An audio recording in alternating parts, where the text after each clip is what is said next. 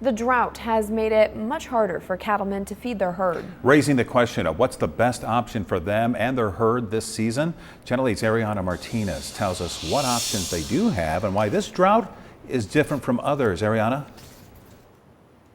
Yes, the Nebraska-Cattlemen-Association is gathering information to help their fellow cattle ranchers across the state during this drought and changing markets. They're holding a webinar tonight at 8 o'clock to answer any questions about what to do next.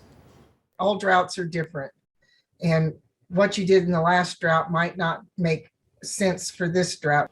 Many cattle ranching states are in drought conditions. Nationwide, we are seeing liquidation of the cow herd because of those drought situations. With the drought and fires, finding feed has become more difficult. Liquidation happens when you just don't have the feed for them. As cattle people, our number one priority is taking care of those cattle, making sure their nutrition is good.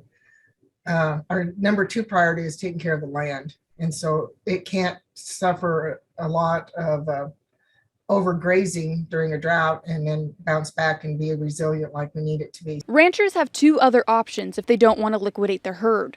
But with diesel and grain prices higher than in years past, they would be very costly options. The options are to pull the calves early, wean them early, and put them on a concentrated diet in a feedlot type situation, or maybe pull the cows and put them in that situation, move them to another state.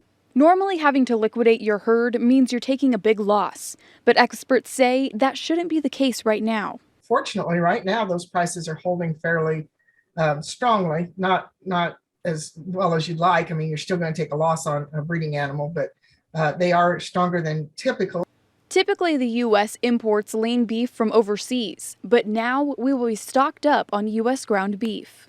That's one reason that's staying pretty steady, that price on those cows, because again, transportation costs to bring lean beef from other countries that we usually use to make the really lean hamburger that everybody wants in the country is cost prohibitive right now. So that's one of those reasons those prices are hanging in there. Using so many of our cows for ground beef may cause some issues in the future. Be prepared that in a couple of years, because there'll be fewer fed cattle, because there's fewer cattle, that that prime steak might be a little harder to find.